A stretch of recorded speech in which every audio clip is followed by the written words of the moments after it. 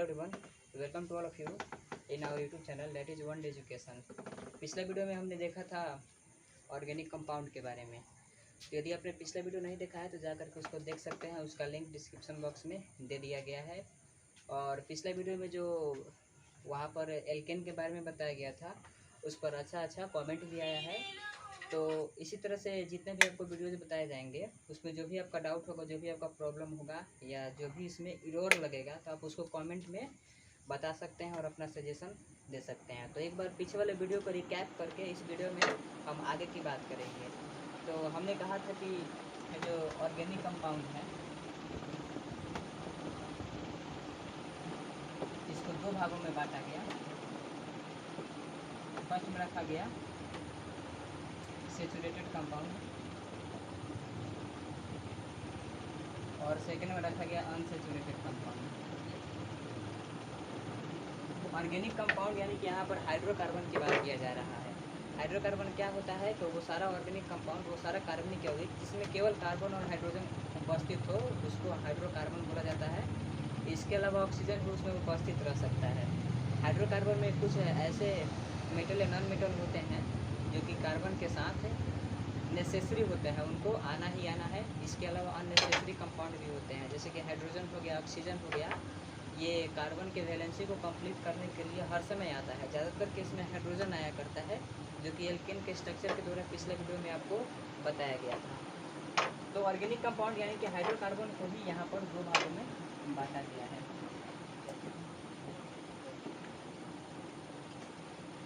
तो सैचुरेटेड में देखा था कि सैचुरेटेड में एल्केन आता है और अनसैचुरेटेड कंपाउंड में एल्काइन, एल्कीन और एल्काइन आता है। और एल्केन में बताया गया था कि जो ग्रीक अल्फाबेटिकल ऑर्डर होते हैं, मिथ होते हैं, एच होते हैं, प्रोप, ब्यूट, पेंट ऐसे करके होते हैं। जैसे आपसे पूछा जाए कि हेप्टेन का फॉर्मूला बताइए, हेप्टेन का फॉर्मूला क्या होता है, तो पहले समझिए कि एल्केन का जनरल फार्मूला क्या होता है। तो एल्केन का जो जनरल फार्मूला होता है ये होता है CnH2n+2। एन क्या है? जहाँ पर एन है नंबर ऑफ कार्बन। एन के जरिए हम पता करते हैं कि इसमें कार्बन की संख्या कितनी है, कार्बन की संख्या। तो हेप्टेन है, हेप्टेन होता है 7 यानी कि एन का वैल्यू 7 है। जो हेप्टेन का फॉर्मूला होगा ये हो जाएगा C7 और H और 2 का 2 है, एन का जगह पर भर देंगे 7+2 यानी कि C7H और ये हो जाएगा 7 2 जा 14 + 2 16 हो जाएगा। अब ये हो गया हेप्टेन का फॉर्मूला C7H16। अब हेप्टेन का स्ट्रक्चर पूछा जाएगा तो क्या हो जाएगा? जितने कार्बन होंगे उतने कार्बन का एक लंबा चेन बनाना है और लंबा चेन बनाते समय ध्यान रखना है कि कार्बन और कार्बन के बीच हमेशा सिंगल बॉन्ड होगा। और इसके अलावा जितने भी कार्बन के वैलेंसी बच जाते हैं उसको हाइड्रोजन से कंप्लीट किया जाएगा। तो 7 कार्बन है तो 7 कार्बन लिखा जाएगा, 1 2 3 4 5 6, 1 2 3 4 5 यहाँ पर 7 कार्बन हो गया। और इसके अलावा जो और छोर के कार्बन हो जाते हैं इनका 3 वैलेंसी अभी बाकी है। अब बीच वाले जो 5 कार्बन है इनका 2 वैलेंसी बाकी है। तो इन सारे कार्बन का जो वैलेंसी है हाइड्रोजन पूरा करेगा।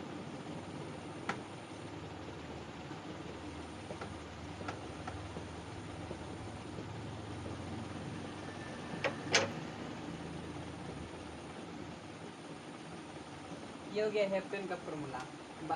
6 कार्बन आपको ऊपर मिलेगा, 6 कार्बन नीचे मिलेगा, 7 कार्बन ऊपर मिलेगा और 7 कार्बन नीचे मिलेगा, एक यहाँ मिलेगा और एक यहाँ मिलेगा, 16 हो जाएगा।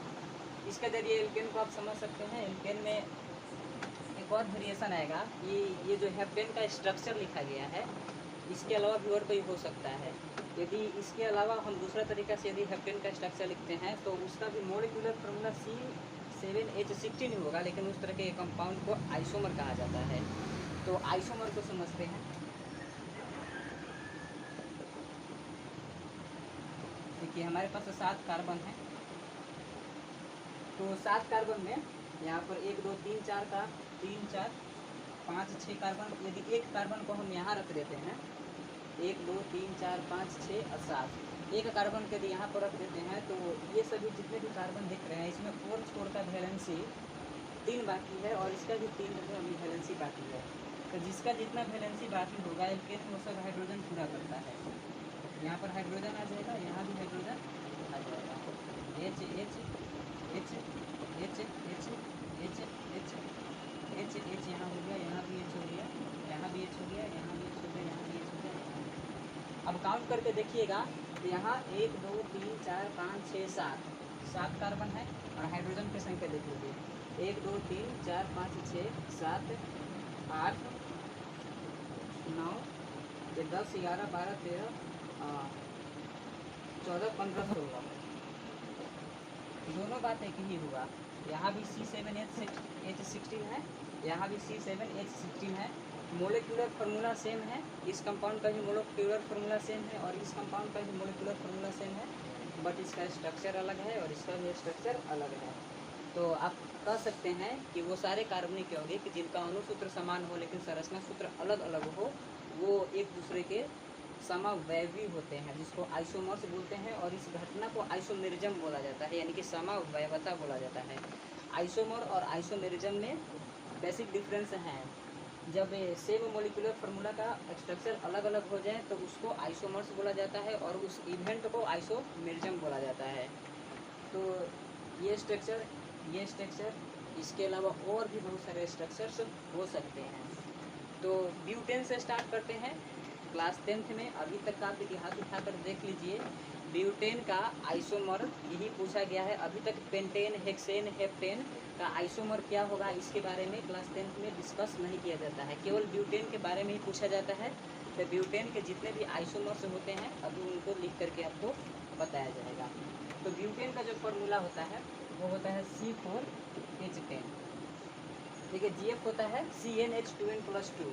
तो जनरल फार्मूला में n के जगह पर 4 पुट करेंगे तो n के बदले में 4 और यहाँ पर 2n+2 यानी कि 4 2 n+2 कितना हो जाएगा 10 हो जाएगा। अब ब्यूटेन का यदि स्ट्रक्चर लिखते हैं तो ऐसे हो जाएगा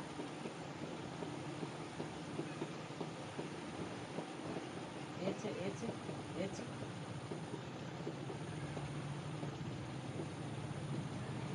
एक स्ट्रक्चर यहाँ पर हो गया। ये ब्यूटेन का स्ट्रक्चर है और ब्यूटेन के स्ट्रक्चर को ऐसे भी लिख सकते हैं। यहाँ पर भी कार्बन की संख्या 4 ही है, यहाँ पर भी कार्बन की संख्या 4 ही है। दोनों का संरचना सूत्र अलग अलग मिलेगा, स्ट्रक्चर सूत्र अलग अलग मिलेगा। इसी कारण इस कंपाउंड को कहा जाएगा कि ये ब्यूटेन का आइसोमर है।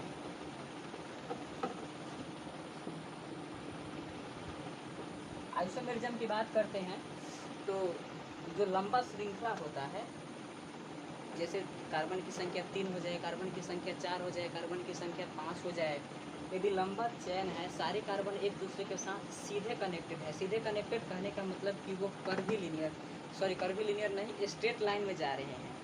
ये स्ट्रेट लाइन में जा रहे हैं तो यहाँ पर उसका नाम लिखने से पहले नॉर्मल का यूज किया जाता है। अब यहाँ पर यदि C4H10 दिया जाए तो आप इसको केवल ब्यूटेन बोल सकते हैं, लेकिन इस स्ट्रक्चर को यदि आप केवल ब्यूटेन बोलिएगा तो वो गलत हो जाएगा। उसी तरह से इस स्ट्रक्चर को भी आप केवल हेप्टेन बोलते हैं तो वो गलत हो जाएगा। इसको आपको नॉर्मल हेप्टेन बोलना पड़ेगा और इसको भी नॉर्मल हेप्टेन बोलना पड़ेगा। क्यों? क्योंकि इसमें जितने भी सारे कार्बन दिख रहे हैं वो सारे के सारे कार्बन स्ट्रेट लाइन में है, एक दूसरे के साथ सीधे कनेक्टेड है, 180 डिग्री के एंगल पर कनेक्टेड है। दोनों का बॉन्ड एंगल देखिएगा तो यहाँ पर उतना ही पता चलेगा। तो इसको बोलेंगे नॉर्मल हेप्टेन और नॉर्मल को N लिखा जाता है, नॉर्मल हेप्टेन। यहाँ भी आ जाएगा नॉर्मल ब्यूटेन।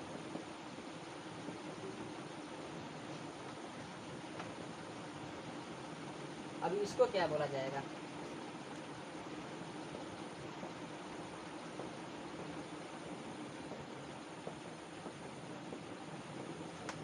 यहाँ पर देखिए, अब यहाँ पर कार्बन को नाम लिखने से पहले इसमें देखा जाएगा कि कार्बन का डिग्री क्या है।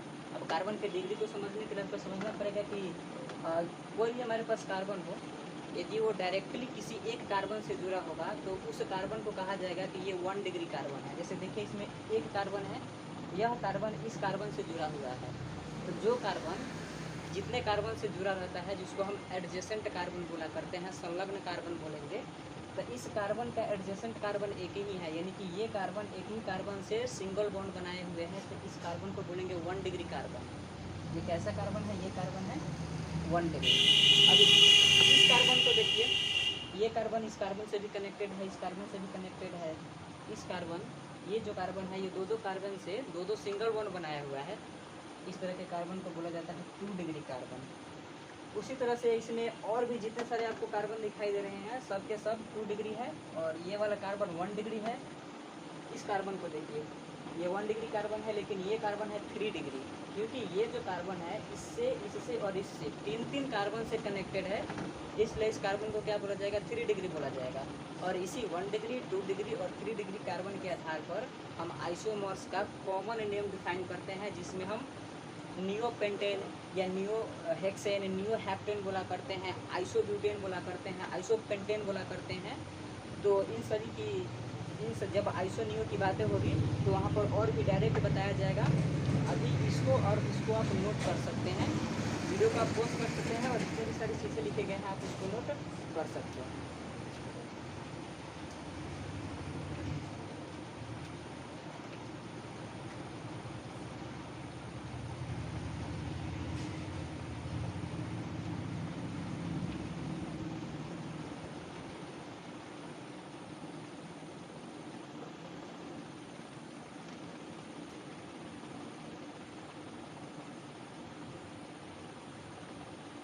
देखिए, डिग्री ऑफ कार्बन को डिटेल में ना ले जा करके अभी हम एल्किन और एल्काइन पर थोड़ा सा बात कर लेते हैं। तो जो एल्किन होता है इसको अनसेचुरेटेड कंपाउंड के अंतर्गत रखा गया है। क्यों? क्योंकि इसमें कार्बन कार्बन के बीच डबल बॉन्ड होता है। और जो एल्काइन होता है इसको भी अनसेचुरेटेड कंपाउंड के बीच रखा गया है। क्यों? क्योंकि इसमें कार्बन और कार्बन के बीच ट्रिपल बॉन्ड होता है। तो देखिए, यहाँ पर एल्कीन का जो जनरल फार्मूला होता है वो होता है CN H2n-2, और एल्काइन का जनरल जो फार्मूला होता है ये होता है CN। एल्कीन का जनरल फार्मूला CnH2n होता है, और एल्काइन का होता है CnH2n-2। अब एल्कीन और एल्काइन का स्ट्रक्चर एक साथ लिख करके आपको बताया जाएगा। यदि n बराबर 1 पुट करते हैं यहाँ, और यहाँ भी n बराबर 1 पुट करते हैं, तो देखिए यहाँ पर जो C1 होगा और H2 × 1 यानी कि CH2 होगा। और एल्कीन में आपको बताया जा रहा है कि कार्बन और कार्बन के बीच एक डबल बॉन्ड होना बहुत ज़रूरी है। एल्काइन में कार्बन और कार्बन के बीच एक ट्रिपल बॉन्ड होना बहुत ज़रूरी है। अब एल्कीन में कार्बन की संख्या 1 है, एल्काइन में भी कार्बन की संख्या 1 है। इसमें क्या आ जाएगा, इसमें C1 आ जाएगा, H, इसमें तो H का संख्या 0 आ जाएगा। अब जिसमें हाइड्रोजन है ही नहीं तो उसको हाइड्रोकार्बन कहाँ से कहा जाएगा। यानी कि n बराबर 1 के लिए एल्काइन का कोई भी हाइड्रोकार्बन एग्जिस्ट नहीं करता है। अब वही बात है एल्कीन में कार्बन और कार्बन के बीच में डबल बॉन्ड का होना बहुत ज़रूरी है, लेकिन इसमें कार्बन की संख्या 1 ही है, इसलिए ये भी एग्जिस्ट नहीं करेगा। आप मिथीन नहीं बोल सकते हैं, ना ही मिथाइन बोल सकते हैं। मिथीन और मिथाइन का फॉर्मेशन नहीं होता है, प्रकृति में ऐसे कंपाउंड नहीं पाए जाते हैं। इसको आप थ्योरेटिकली भी देख सकते हैं या रिसोर्स के आधार पर भी देखा जा सकता है। n बराबर 2, n बराबर 3, जब यहाँ पर भी 2 ही होगा। जब n बराबर 2 लिखेंगे तो C2 हो जाएगा और H प्रोडक्ट हो जाएगा, C2H4 हो गया। इसको बोला जाएगा इथीन, क्योंकि अल्क में ENE जोड़ दिया जाता है। जब अल्क में ENE जोड़ देंगे तब क्या बनेगा, एल्कीन बनेगा। अल्क यानी meth, eth, prop, but, pent, hex, hept, oct, non, dec and so on. उसी तरह से एल्काइन में क्या होगा कि अल्क में आइन जोड़ा जाएगा, अल्क में आइन जोड़ा जाएगा, तो इस कंपाउंड का नाम हो जाएगा इथीन। और इस कंपाउंड का नाम यदि इसमें लिखते हैं तो C2 हो जाएगा, और H 2 × 2 - 2, 2 × 2 यानी कि 4, 4 - 2 कितना हो जाएगा 2, तो C2H2, तो इसका नाम हो जाएगा इथाइन।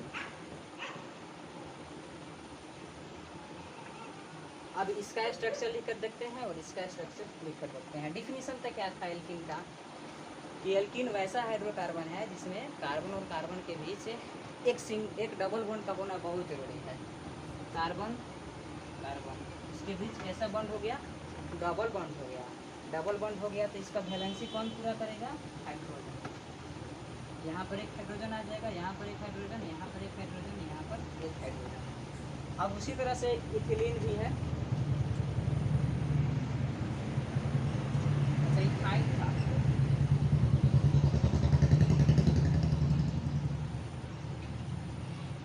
अब इसमें कार्बन और कार्बन के बीच ट्रिपल बॉन्ड होना चाहिए। उसके बाद इसमें जो वैलेंसी बच जाता है वो हाइड्रोजन आकर के पूरा कर देगा।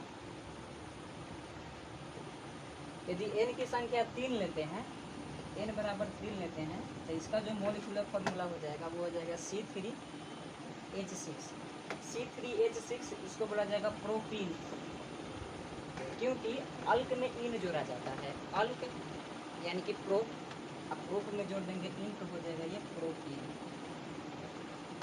उसी तरह से यहाँ पर प्रोपाइन हो जाएगा, क्योंकि इसमें अल्क में आइन जोड़ा जाता है। अल्क यानी कि प्रो, ये हो गया प्रो, और इसमें जोड़ा जाएगा आइन, ये हो गया प्रोपाइन। तो प्रोपाइन, प्रोपीन हो गया, प्रोपाइन हो गया। उसी तरह से अपन लिख सकते हैं ब्यूटाइन हो गया, ब्यूटीन हो गया, पेंटीन हो गया, पेंटाइन हो गया। तो यदि n बराबर 4 ले तो क्या होगा, तो कार्बन कार्बन कार्बन कार्बन। अब देखिए, एल्कीन में किसी भी दो कार्बन के बीच एक ही डबल बॉन्ड होना चाहिए। डबल बॉन्ड आप यहाँ भी दे सकते हैं, डबल बॉन्ड यहाँ भी दे सकते हैं, डबल बॉन्ड यहाँ भी दे सकते हैं। C3H6 में इसमें जो स्ट्रक्चर था, इसका इस तरह से स्ट्रक्चर होता CCC। इसमें डबल बॉन्ड आप कहीं भी दे सकते हैं, डबल बॉन्ड एक ही होना चाहिए। इसके बाद जो भी वैलेंसी बचेगा उसको हाइड्रोजन आके पूरा करेगा। यहाँ पर नहीं लिखा जा रहा है तो आपको समझ कर चलना है कि यहाँ पर हाइड्रोजन आएगा। अब उसी तरह से यहाँ पर कार्बन कार्बन 4 है, यहाँ पर आप कहीं भी डबल बॉन्ड दे दीजिए, यहाँ भी दे सकते हैं आप, यहाँ भी दे सकते हैं, कोई फर्क नहीं पड़ेगा। और यहाँ डबल बॉन्ड दीजिए चाहे यहाँ डबल बॉन्ड दीजिए, दोनों बात एक ही है। इसके बाद इसकी जितनी भी वैलेंसी बच जाती है ये कौन पूरा करेगा, हाइड्रोजन पूरा करेगा। ये जो डॉटेड लाइन है ये सिंगल बॉन्ड को सूचित करता है, और सिंगल बॉन्ड को सूचित करता है यानी कि हाइड्रोजन होगा। जितना डॉटेड लाइन होगा उतना ही हाइड्रोजन का नंबर होगा। यहाँ पर 6 मोलेकुलर इसका फॉर्मूला लिखा जाएगा, तो C4H10। ये जो डॉटेड लाइन दिख रहा है इसका नंबर 8 होगा। वही बात यहाँ भी आ सकते हैं। ये ब्यूटाइन का स्ट्रक्चर लिखा जा रहा है, इसमें ट्रिपल बॉन्ड कहीं भी दे सकते हैं, यहाँ दीजिए, यहाँ दीजिए, यहाँ दीजिए, यहाँ दिया जा रहा है। इसके बाद इसको सिंगल बॉन्ड से पूरा किया जाएगा। इसके बाद जिसका जो वैलेंसी बच जाएगा हाइड्रोजन आकर के उसको पूरा कर देगा। देखिए इस कार्बन के पास कोई भी हाइड्रोजन नहीं आएगा। 1 2 3 4 इसका वैलेंसी पूरा हो चुका है। ये हो गया ब्यूटाइन का फॉर्मूला, ये हो गया ब्यूटीन का फॉर्मूला। तो इस तरह से एक छोटा सा इंट्रोडक्शन था एल्कीन के बारे में, एल्काइन के बारे में, और इसका स्ट्रक्चर कैसे लिखा जाता है इसको हमने देखा। और इसमें भी आइसोमर्स हो सकते हैं, ऑब्वियस सी बात है। जब आइसोमर्स एल्केन में था तो एल्कीन और एल्काइन में भी होना चाहिए, लेकिन वहाँ पर कॉमन नेम से काम चल जाता है ब्यूटेन तक, लेकिन यहाँ पर आपको IUPAC नेम पढ़ना पड़ेगा। तो हमारा जो अगला वीडियो होगा उसमें हम IUPAC नोमेनक्लेचर के बारे में बात करेंगे और देखेंगे कि एल्केन, एल्कीन और एल्काइन का IUPAC नोमेनक्लेचर कैसे किया जाता है। और IUPAC नोमेनक्लेचर करने के बाद ब्यूटेन, पेंटेन, हेक्सेन के आइसोमर्स की हम बात करेंगे और कॉमन नेम भी देखेंगे और वहाँ पर IUPAC नेम भी देखेंगे। तो मुझे उम्मीद है कि ये वीडियो आपको